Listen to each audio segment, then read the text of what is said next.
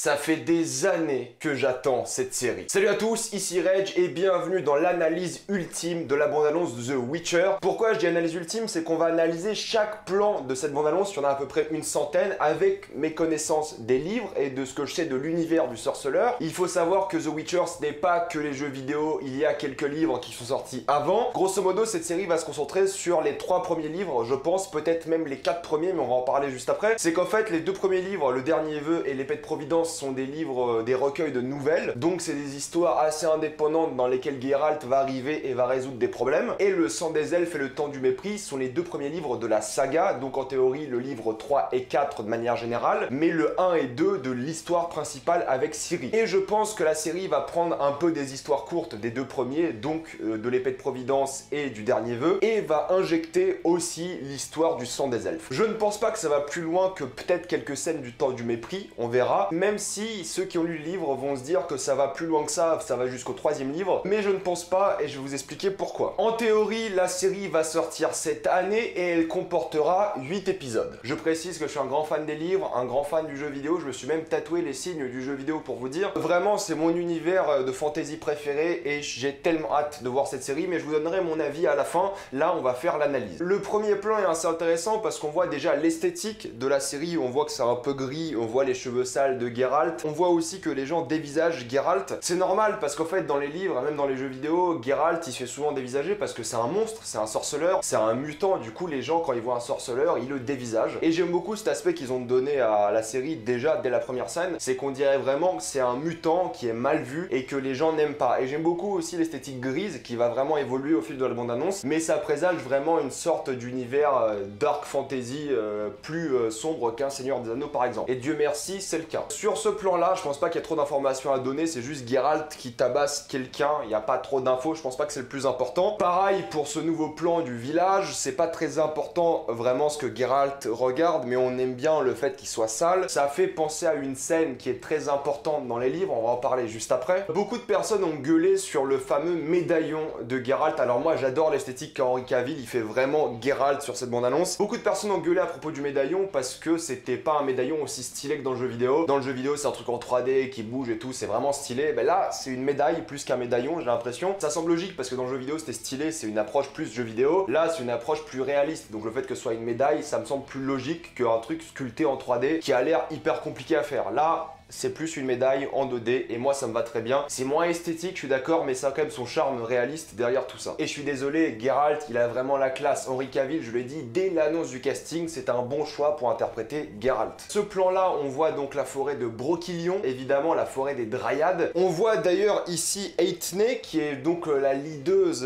des Dryads, et on voit ici aussi Ciri avec Braen, je suppose. Les Dryads ont un rôle important dans les livres, surtout Eithne. Je vais pas vous spoiler vraiment ce qu'elles font, je vais pas vraiment vous dire dans cette vidéo vraiment tous les éléments du livre parce que je connais la fin de la série du coup, je vais pas vous le spoiler, mais les Dryads sont importantes et j'aime bien le design des Dryads, j'aime beaucoup l'esthétique de Brokillion, je trouve que c'est très joli à regarder et c'est comme ça que moi j'imaginais Brokillion pour le coup. Ce plan là, j'ai pas envie de dire de bêtises mais je sais pas trop qui c'est, je sais pas trop qui on peut distinguer derrière l'ombre, donc je vais pas me prononcer là-dessus. Mais le plan d'après est très intéressant, c'est le plan sur Yennefer. Yennefer se voit donc dans un miroir, elle est défigurée. Alors il faut savoir que dans les bouquins, les sorcières ne sont pas belles. Elles utilisent la magie, elles se transforment pour être jolies. Et Yennefer était une bossue, elle était défigurée, elle faisait taper par ses parents, si je me rappelle bien. Elle était vraiment, elle était pas belle au fait. Et là, on la voit vraiment défigurée. Je pense vraiment qu'on aura plus de backstory de Yennefer de Wengerberg dans cette série, parce que dans les bouquins, c'est vite fait abordé, mais pas trop. On n'en sait pas grand chose. Et là, vu qu'on la voit défigurée, et vu qu'on voit sa transformation plus tard dans la bande-annonce, ils vont plus parler des origines de Yennefer. Et ça, c'est plutôt cool. Ce plan-là avec Geralt est assez lambda, on peut pas y distinguer grand-chose, mis à part le charisme de Henri Cavill. Ce plan-là, je pense que c'est Fringilla de Vigo. D'après les castings et d'après ce qu'on voit d'elle, j'ai l'impression que c'est elle. Fringilla, c'est l'une des amies de Yennefer, c'est aussi une sorcière, mais c'est pas sûr que ce soit elle, mais on dirait. Elle a aussi une grande importance dans les séries de livres et dans cette série, forcément. J'aime beaucoup l'esthétique de cette scène, ça doit être l'une des scènes où Geralt va chasser la fameuse Striga. C'est l'une des petites histoires les plus emblématiques du livre, tellement que CD Projekt Red, quand ils ont fait Witcher 1, Ils ont adapté le combat contre la Striga dans leur bande-annonce au tout début. Donc oui, je pense que cette scène-là, c'est le combat contre la Striga et j'aime beaucoup l'esthétique de cette scène. Il y a un sentiment très Witcheresque, très de solitude et j'aime beaucoup ça parce que Geralt, c'est un mec qui est vraiment seul et il connaît pas beaucoup de personnes et quand il chasse, il est tout seul. Et là, pour le coup, j'aime beaucoup ce que ça donne niveau visuel. Ça, je pense que c'est l'une des scènes aussi où il chasse la Striga. Ce plan-là, on voit Tissaia de Vriest, c'est la directrice d'une école de sorcières à Aretuza. C'est aussi la prof de Yennefer, c'est elle qui va s'occuper de Yennefer. Et dans les plans d'après, on voit sûrement la transformation de Yennefer parce qu'elle a encore la mâchoire défigurée et on pense bien que c'est là qu'elle va se transformer. Ensuite, on voit quelques gardes de Cintra. Il faut savoir que Cintra, c'est un peu la ville principale dans cette série, du moins dans cette saison-là, parce qu'il se passe beaucoup de choses à Cintra. Et d'après la bande-annonce, ça va se concentrer majoritairement là-bas. On va reparler de Cintra juste après. Ce plan-là, j'ai un peu un doute. Alors, où c'est Aretuza, là où Tissaia est gouvernante des sorcières, mais ça peut aussi être Thanedd. Thanedd, c'est une sorte de ville où il y a pas mal de magie des sorcières qui contribuent à l'architecture, on va dire. Mais Thanedd, c'est plus en vertical, sur un rocher, c'est assez complexe. On ne dirait pas trop ça, mais on sait jamais. On a aussi un plan ici sur Tissaia qui utilise de la magie. On va sûrement voir vraiment l'école de magie, la loge des sorcières dans cette série, parce que vu qu'on va suivre un peu la backstory de Yennefer et des choses qui sont pas forcément dans les livres, on va forcément passer plus de temps en compagnie de magie, et donc de Tissaia, de Yennefer, et même peut-être de Fringilla. J'aime beaucoup le casting de Ciri, j'aime beaucoup son visage là, elle fait vraiment enfant perdu que Geralt doit retrouver, et j'aime aussi ce genre de plan avec vraiment le carnage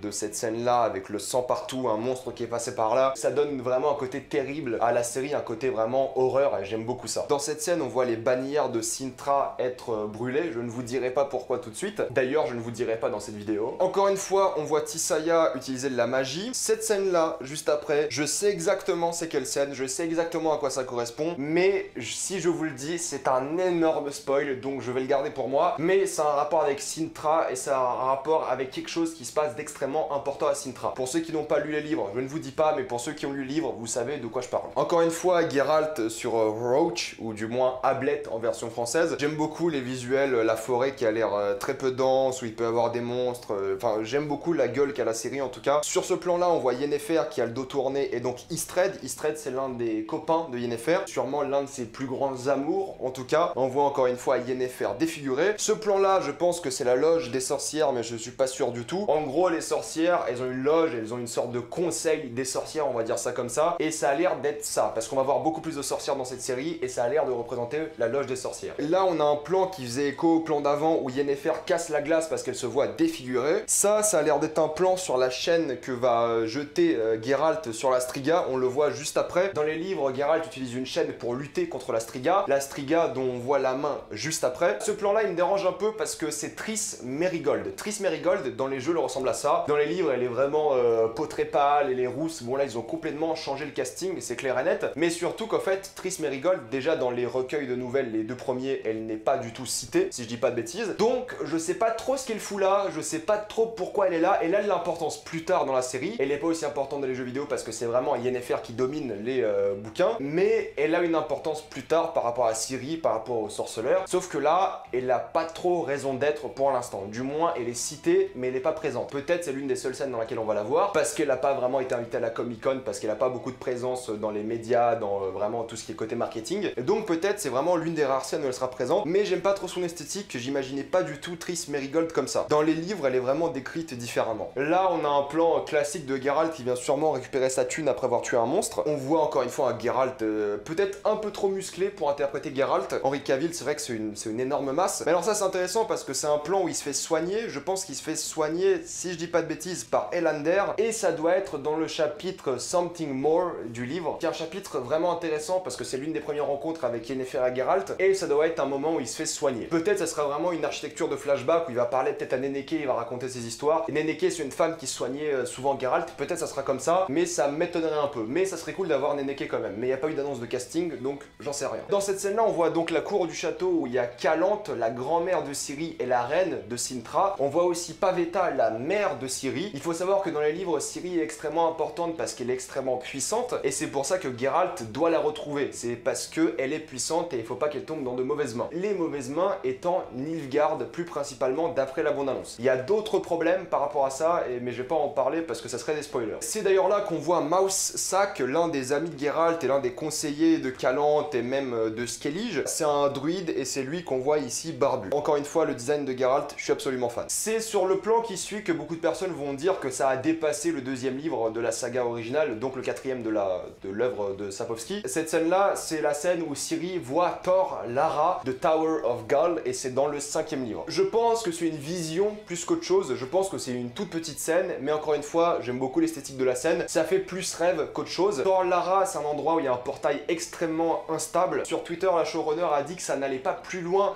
que le temps du mépris, enfin elle a pas dit que ça allait pas plus loin que le temps du mépris, elle a dit que ça arrivait même pas au temps du mépris. Donc à voir ce que ça donne. Mais encore une fois, j'aime beaucoup les costumes, j'aime beaucoup l'esthétique de la cour de Pavetta et de Calante, ils ont mis les moyens, c'est clair et net. Encore une fois, un plan sur Tissaia et Yennefer qui est défiguré, qui n'aime pas vraiment comment elle est. On voit ici Yennefer qui est vraiment en colère. Alors, je sais pas vraiment de quelle scène ça vient, ça peut être la scène du dernier vœu, le fameux combat avec un djinn et la scène où Geralt et Yennefer tombent amoureux. J'aime beaucoup voir les yeux violets de Yennefer, ça c'est bien représenté, et j'aime beaucoup la gueule de Yennefer, je trouve que l'actrice fait un bon taf, elle ressemble à Yennefer. Encore des plans sur Yennefer défigurée, sur Tissaia, il y a un plan très intéressant qui est juste là sur la bataille, je pense que c'est un plan sur Calante, ou alors c'est un plan sur Maeve, qui est l'une des princesses de ce monde. C'est un combat entre Cintra et donc Nilfgaard, même si c'est une bataille qui est évoquée dans les livres, elle est jamais détaillée dans les livres cette bataille-là. Par contre, l'armure de Nilfgaard, je ne suis pas fan du tout, j'aime pas du tout. L'armure de Cintra, ok, mais alors là, Nilfgaard, je sais pas à quoi ça ressemble, je sais pas pourquoi ça ressemble à ça en fait, c'est vraiment hideux et je trouve ça très dommage. Là, on a un plan qui est très intéressant parce que c'est Pavetta qui est aussi une femme très puissante qui utilise ses pouvoirs. Je vous dirai pas pourquoi, mais on voit bien qu'elle est vraiment extrêmement puissante. Ces plans-là, on voit un peu que la ville est en feu et qu'il y a une grosse bataille. Je vous dirai pas ce que c'est parce que c'est un spoiler, c'est un gros spoiler même, mais pour ceux qui ont lu les livres, vous savez très bien de quelle ville je parle et de quelle bataille je parle. C'est même pas une bataille, au fait, c'est un massacre. Dans le livre, c'est le massacre de nanana. Encore une fois, un plan sur Yennefer. Pour moi, là, elle m'a vendu en tant qu'Yennefer. Elle est très belle, elle représente vraiment et le côté colérique de Yennefer est dangereux et vraiment sa beauté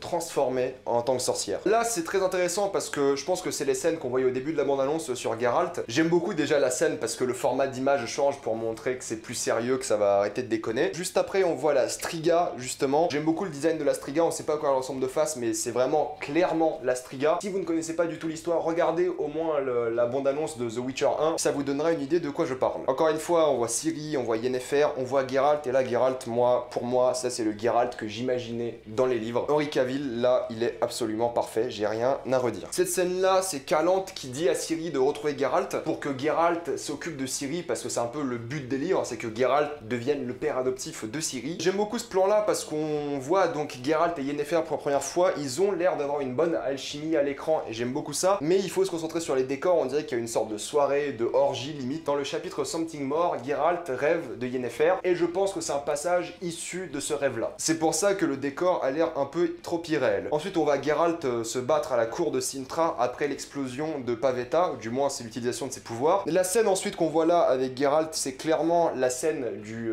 boucher de Blaviken. Je vais pas vous expliquer pourquoi, mais Geralt, il a un surnom de boucher de Blaviken pour ce qui se passe dans cette scène-là. C'est un truc assez culte dans les bouquins du sorceleur, et c'est l'une des histoires courtes les plus intéressantes de la saga, et je suis très content qu'il l'aborde dans cette série. De toute façon, l'histoire de la Striga, l'histoire du dernier vœu, l'histoire de Cintra, l'histoire de Urkeon qu'on va voir juste après, sont vraiment extrêmement importantes à l'univers de The Witcher, et sont parmi les histoires courtes les plus cultes pour les fans des bouquins. Encore une fois, un plan sur la cour. Là, sur ce plan-là, je vais vous dire qui c'est, mais pas pourquoi et qui tient derrière lui, mais c'est Cahir. Cahir, il est extrêmement important dans les bouquins. Je pense que c'est lui parce que ça a l'air d'arriver à la fin de la saison, et si ça se passe comme dans les livres, oui, c'est Cahir et c'est extrêmement important, et derrière lui sur son cheval il y a quelqu'un d'important. Là je pense que c'est encore une scène où Yennefer utilise ses pouvoirs. Alors je sais pas si c'est là la scène issue du dernier vœu, mais il y a un moment où Yennefer va utiliser ses pouvoirs pour affronter un djinn. Si elle affronte un djinn, c'est donc dans le dernier vœu. J'aime beaucoup voir Yennefer en colère. Yennefer, c'est 50% de colère, 50% de charme, et pour moi l'actrice pour l'instant l'a vraiment très bien réussi. J'aime beaucoup ce plan parce qu'on voit bien que Geralt utilise 3 doigts. S'il utilise 3 doigts, c'est pour utiliser un signe. C'est un peu ses pouvoirs magiques à lui. C'est pas vraiment de la magie en théorie, mais c'est ses pouvoirs à lui. Et quand il utilise 3 doigts, ça veut dire qu'il les utilise. Donc c'est l'attention des détails qui me fait vraiment plaisir parce que c'est clairement une utilisation des signes. Et encore une fois, cette utilisation des signes vient du chapitre de Blaviken, Lesser Evil. Sur ce plan-là, on voit donc Urkeon of Erlenwald dans le chapitre Question of Price qui se passe majoritairement à Cintra. Urkeon of Enderwald, c'est l'un des personnages les plus importants important de cette série. Ceux qui ont lu les livres, vous savez très bien qui c'est. Il est d'ailleurs présent dans les jeux vidéo, mais il n'a pas ce prénom-là. Parce qu'au fait, il est aussi quelqu'un d'autre, je vous en dirai pas plus, mais il est extrêmement important. Encore quelques plans sur la forêt de Brokilon et sur les Dryades, et j'adore ce plan de fin, je le trouve vraiment génial. On suppose que c'est une Kikimora, c'est l'une des créatures que doit affronter Geralt dans les livres, mais c'est ce plan-là qui me fait rêver. Moi, c'est Geralt en mode dégueulasse, Geralt en mode toxique, Geralt avec toutes ses potions d'alchimie dans le sang, parce qu'en fait, Geralt dans les bouquins, il est censé être hideux, il est censé être horrible, et là, il est vraiment horrible. J'aime beaucoup l'esthétique qu'a Geralt dans cette scène, et il est vraiment dégueulasse, et tant mieux parce qu'il doit être dégueulasse. Par contre, les effets spéciaux ont pas l'air totalement finis, l'incrustation des yeux est pas ouf, mais ils ont encore quelques mois pour travailler tout ça. Vous savez à peu près tout ce qui se passe dans la bande-annonce, donc ça va inclure un peu des chapitres des 2 premiers livres, c'est sûr, et un peu du sang des elfes. J'ai très hâte de voir ça parce que je pense que la structure narrative va être intéressante. Vu qu'on va avoir 3 bouquins en même temps, ça peut se faire déjà, c'est assez logique. J'ai l'impression que ça va tacler vraiment les chapitres phares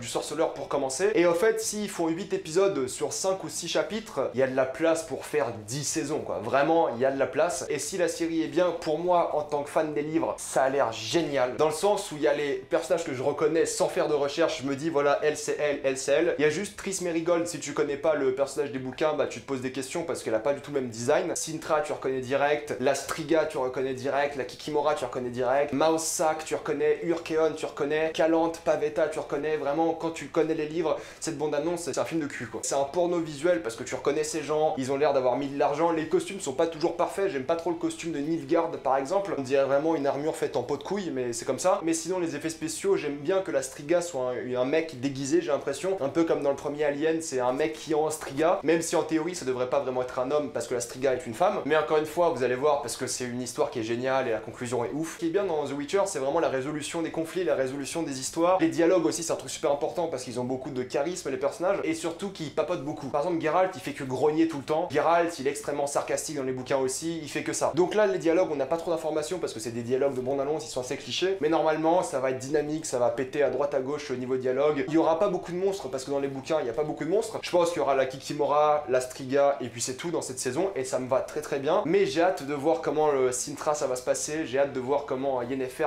on aura sa backstory un peu plus que dans les bouquins. Franchement, je suis aux anges concernant tout ça. J'ai un peu peur sur certains détails, sur l'incrustation de Triss Merigold, mais bon, on verra ce que ça donne. On voit pas non plus Jaskier dans la bande-annonce, ce qui est assez bizarre, on n'entend même pas sa voix, je crois. Jaskier aussi est très très important dans les bouquins. Il suit Geralt quasiment durant tout le bouquin Livre de Providence, donc on verra. On voit pas non plus Vilgefortz, qui est aussi extrêmement important dans les bouquins. Il y a eu un casting qui a été fait pour Vilgefortz, donc il existe dans la série. On verra son importance dans la série. Donc je suis confiant, ça a l'air vraiment cool, genre vraiment bien si t'as lu les bouquins. Ça a l'air vraiment accessible si t'y connais rien du tout, ils vont bien tout introduire parce que c'est vraiment le début des livres. Donc pour les gens qui y connaissent rien, ils vont être introduits à l'univers comme il faut. Ça a l'air d'avoir de l'argent dedans, ça a l'air d'avoir des beaux costumes, ça a l'air d'avoir vraiment de l'esthétique, ça a l'air d'avoir des bons acteurs. Moi, Yennefer, elle a l'air géniale, je suis déjà tombé amoureux d'elle, c'est cool. J'ai hâte de voir la relation entre Geralt et Yennefer. Bref, moi je suis aux anges, ça a l'air super cool. Mettez-moi dans les commentaires si j'ai oublié quoi que ce soit, je vais spoiler dans le commentaire épinglé. C'est-à-dire que dans le commentaire épinglé, je vais mettre des trucs qui sont dans les bouquins que j'ai pas évoqués dans cette vidéo parce que j'ai pas envie de spoiler les gens qui n'ont pas lu les bouquins. Mais dans le commentaire épinglé, si vous avez lu les bouquins, je vais élaborer un peu plus, je vais parler un peu plus de scènes importantes. Donc pour ceux qui ont lu les bouquins, on se voit dans les commentaires épinglés. Pour les autres, mettez-moi dans les commentaires ce que vous avez pensé de cette bande-annonce et de vos théories, et enfin même s'il n'y a pas vraiment de théorie parce que ça suit les livres, mais de ce que vous avez vraiment pensé de la bande-annonce. Comme d'habitude, pensez à vous abonner à la chaîne pour plus de vidéos. Mettez un j'aime et partagez cette vidéo, ça aide beaucoup la chaîne. Si vous aimez la chaîne, pensez à soutenir gratuitement grâce au lien dans la description et dans le commentaire épinglé, vous aurez une petite pub, moi ça me fait un peu d'argent. Suivez-moi sur Instagram pour des critiques exclusives, suivez-moi sur Twitter pour toutes les news et salut à tous.